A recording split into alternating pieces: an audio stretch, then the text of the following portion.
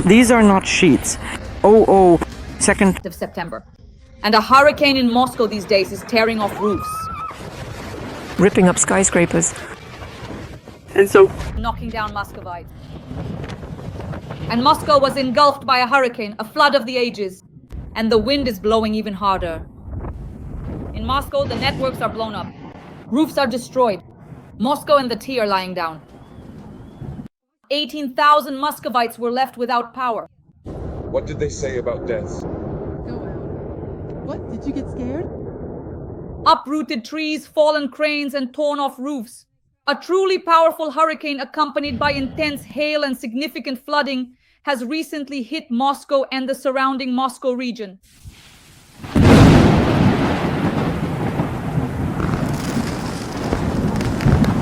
A live report from the scene. Here is Leningradsky Avenue. Ta-ta-ra-ta. I'm ultra-sea exhaust storing. Yes. Moscow was flooded by a hurricane and rain. The city is underwater. Moscow is getting more and more flooded. Friends, like this video and subscribe to my YouTube. Leave a comment. Write in the comments where you're watching from. Where are you watching from? Like, comment, and subscribe. And now let's begin.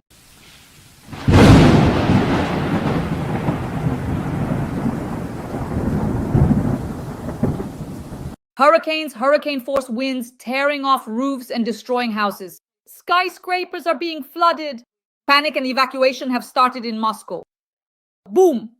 Bada boom. Wind, rain, and hail have damaged hundreds of cars and infrastructure facilities. The disaster has caused a traffic collapse. Buses, trams, and trolleybuses stopped running in Moscow, and a tree fell onto the tracks of one of the Moscow metro lines. A microburst with hail and possibly tornadoes hit Moscow today in the capital of Russia. The Ministry of Emergency Situations did not warn Muscovites about how dangerous this would be. It's possible that Moscow could go underwater. This looks more like a hurricane with tornadoes. Strong winds are tearing down billboards, ripping roofs off Moscow buildings, and toppling trees. Trees have destroyed skyscrapers and cars, and there are people injured due to falling trees. Muscovites are in panic. The hurricane is destroying roofs and shattering windows. Muscovites are screaming, tents are being blown away.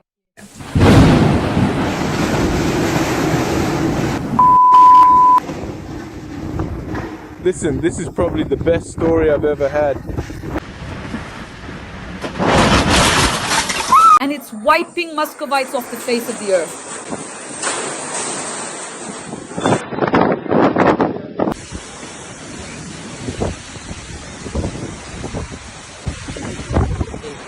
Moscow, a yellow danger level has been declared.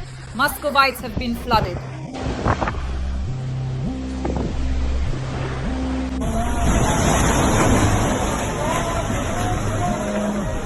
They're literally being swept off the face of the earth. The wind is blowing away tents. Muscovites are screaming. Friends, please like this video, subscribe to my channel, write a few words in the comments in support of Ukraine, and also about how Mother Nature is destroying the Russian Federation and its capital. Stay with us. Stay on the bright side. The promised tornadoes were recorded near Lobnya in the Moscow region. Moscow was flooded. Moscow and the Moscow region were hit by a squall with rain. There is a thunderstorm warning. The danger level is orange in Moscow. Boom, boom, boom, drown, drown, clear until Moscow drowns forever. These are copper sheets. Oh. That's it, the ground, Bubba. This is actually... Yikes. Hail is observed in places.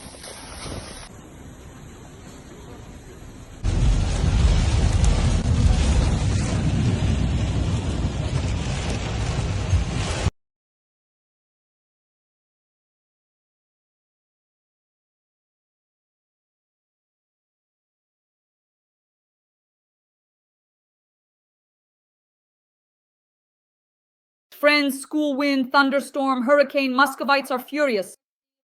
The wind tears off the roofs of houses, windows are smashed against trees, and cafes and local new buildings are destroyed. What did you say about tornadoes, Baba? And the warm front has shifted. In Moscow, people are in a panic. Their tents are being blown away by the wind and rain. They're furious and don't understand why this heavenly punishment has come to Moscow. A live report from the scene. Here, Leningradsky Avenue. Tatarata, Japanese policeman. This is a disaster. Here's the deadwood, guys. I'm not cleaning it up. And now people are to blame for everything? 1, 2, 3, 4, 5, 6, 7 cars.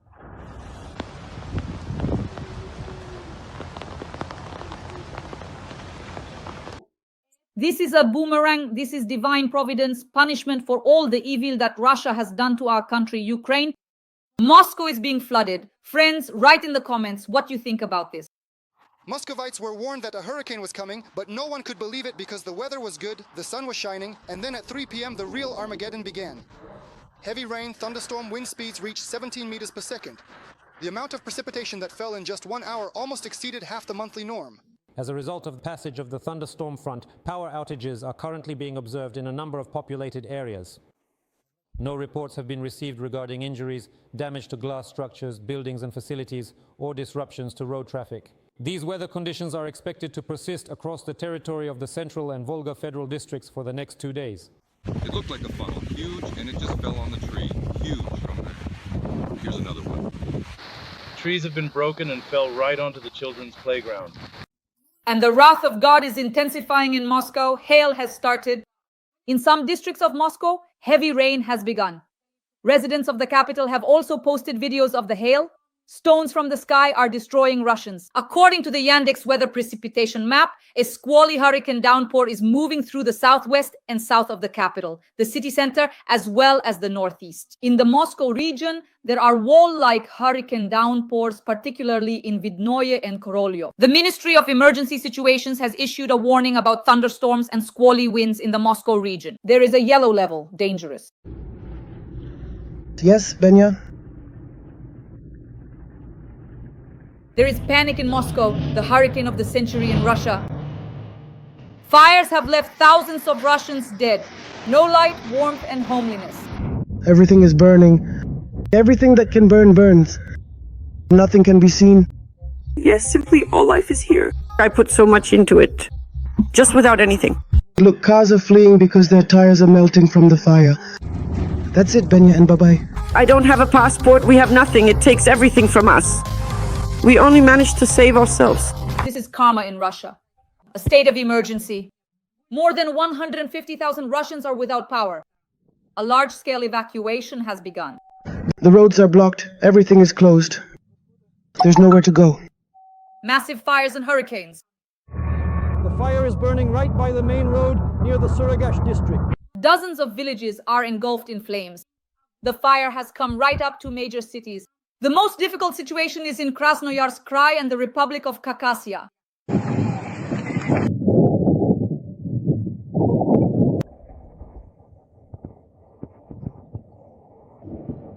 They're signaling us to run because the flames are coming toward us. Oh my god, just like that, the fire is right here, right next to us. It's sweeping away people, sweeping away houses. A hurricane-force wind has hit several regions of Russia at once, and powerful fires are destroying Siberia. I've put my whole life into this place. So much has been invested here. Just left with nothing.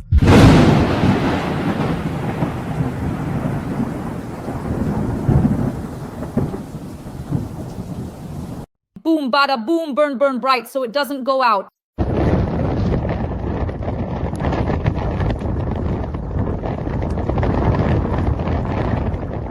Friends, please like this video, subscribe to my YouTube channel, leave a few kind words for Ukraine in the comments, and also share where you're watching from. Like, comment, subscribe, and let's get started. That's it, the first one's been hit. Fires are raging simultaneously in Kuzbas, Khakassia, and the Altai and Krasnoyarsk regions. Fires driven by hurricane-force winds are spreading rapidly and destroying entire villages in Siberia. Hurricane winds and heavy rains have also hit the Kemerovo, Novosibirsk, and Irkutsk regions.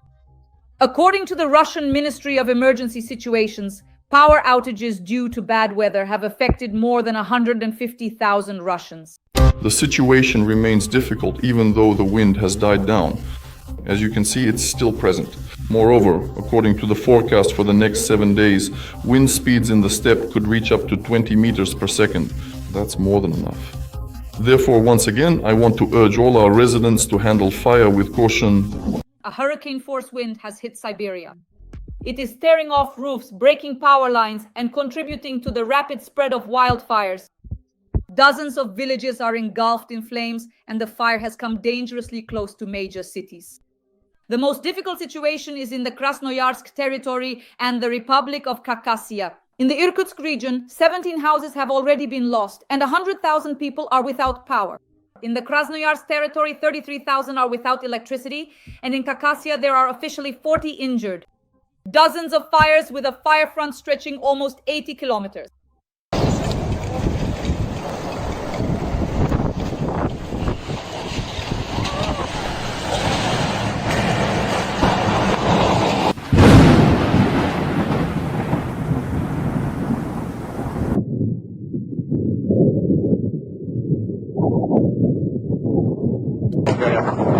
Landscape and forest fires are raging near Abakan and Minusinsk. The flames are approaching homes. People are being urgently evacuated, and those who remain are being told to fight the fire with shovels. This was reported by the Telegram channel CHTD. In Krasnoyarsk, the wind tore off roofs, and one woman died after falling from a balcony. Along the road to the airport, a wall of fire has come right up to the runway. In many regions of Siberia, there are widespread outages of electricity and water. Fire driven by hurricane-force winds is approaching homes.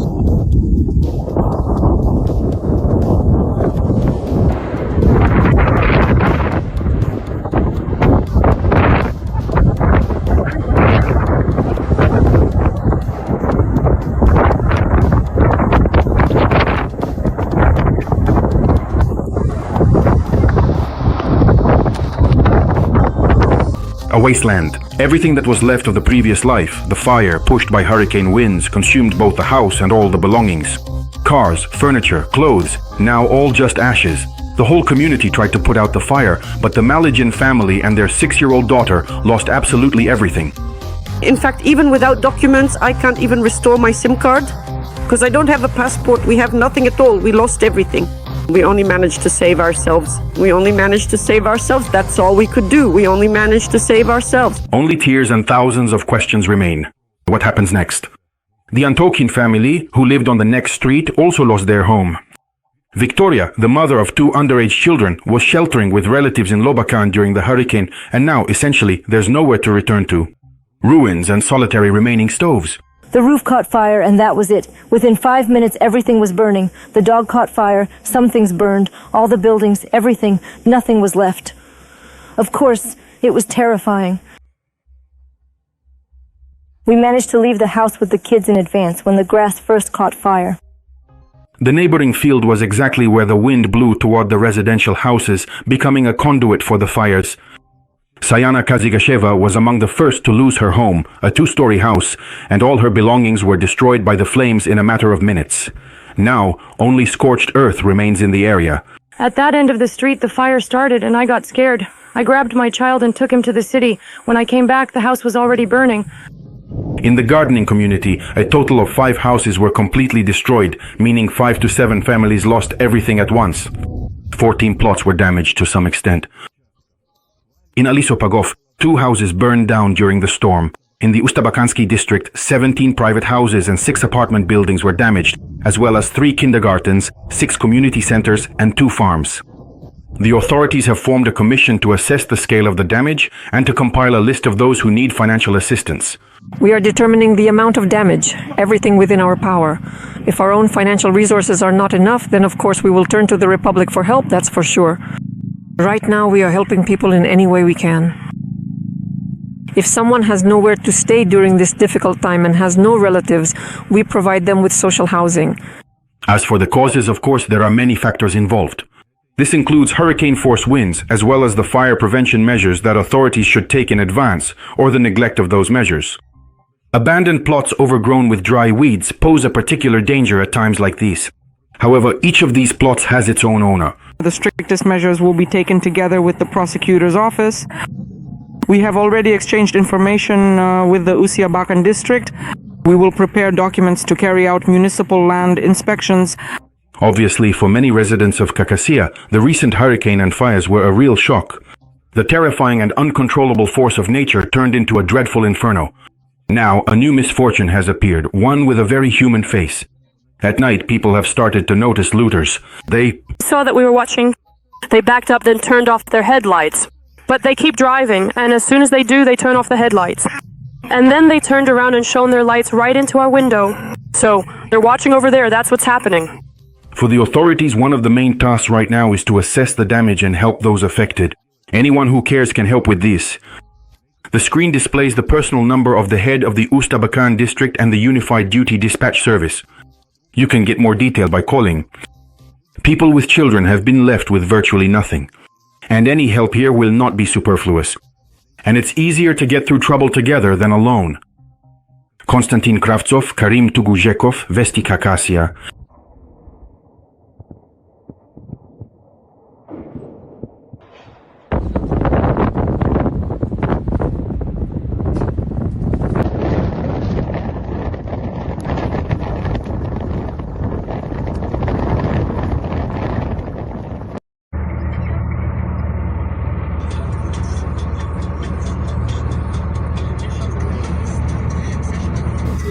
Moreover, I myself have personally witnessed this situation unfold when I was out walking. When there is a significant grass fire, residents immediately begin pulling up grass and vegetation near the perimeter fence. Of course, all of these crucial actions need to be undertaken at precisely the right moment in time. That is to say, all of us who are the proud owners of land plots, charming summer houses or permanent homes. And naturally, in order to effectively prevent a potential disaster, essential safety measures and precautions around your valuable property must be diligently taken in a very timely and proactive manner. So I urge residents, first of all, to be careful when dealing with the elements.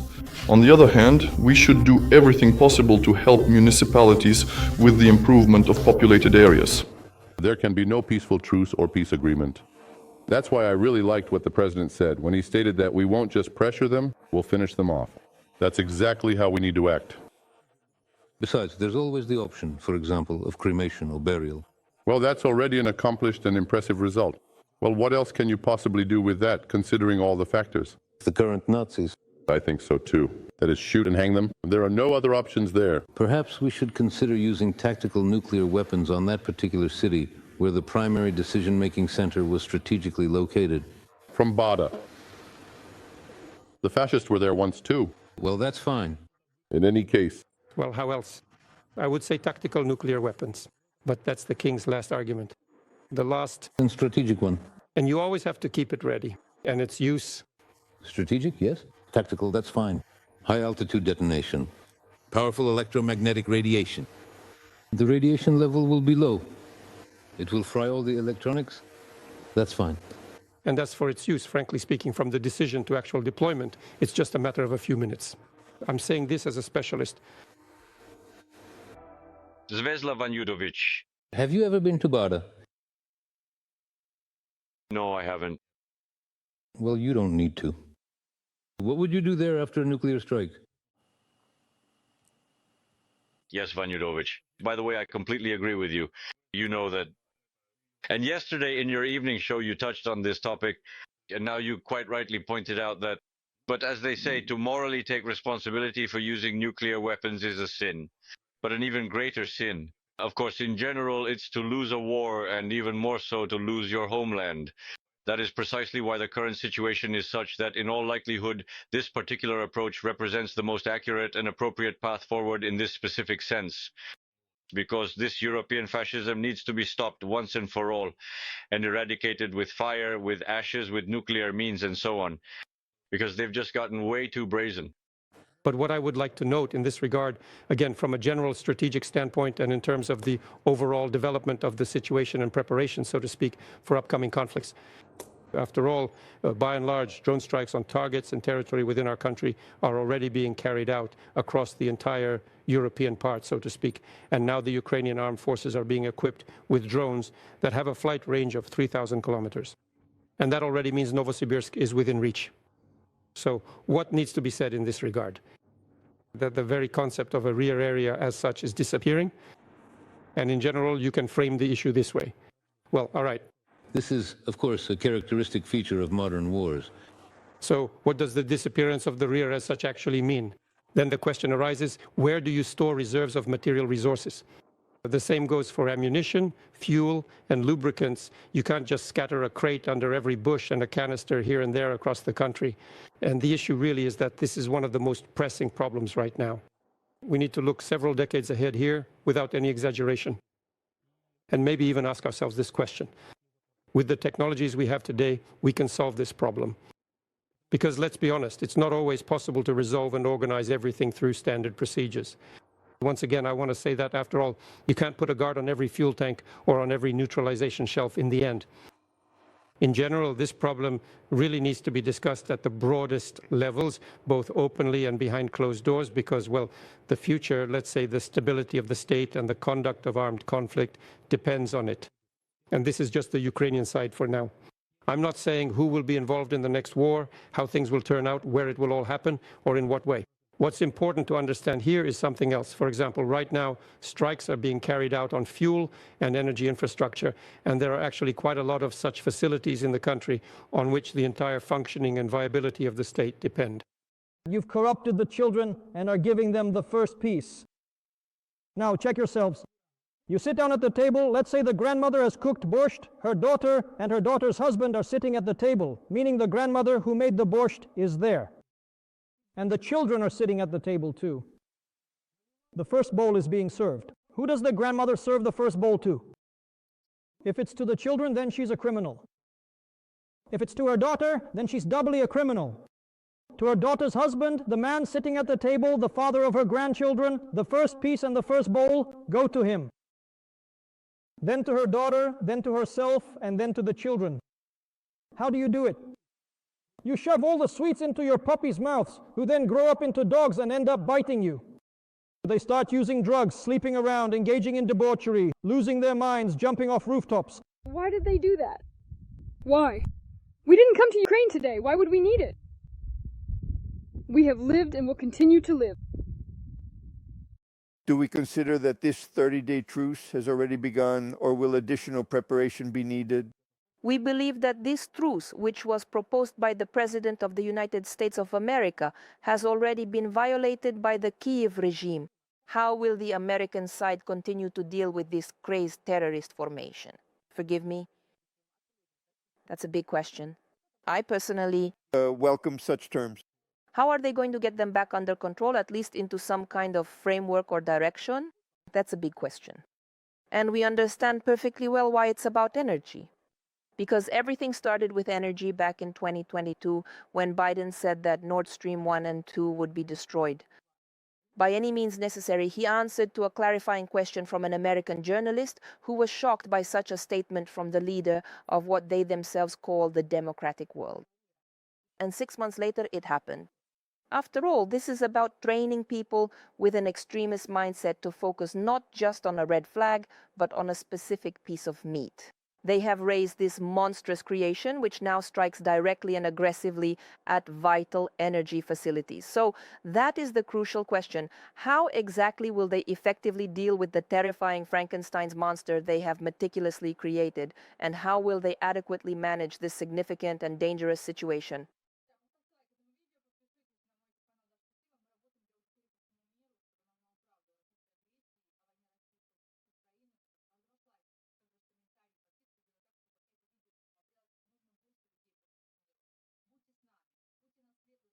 Friends, glory to Ukraine, glory to the heroes. We definitely see it.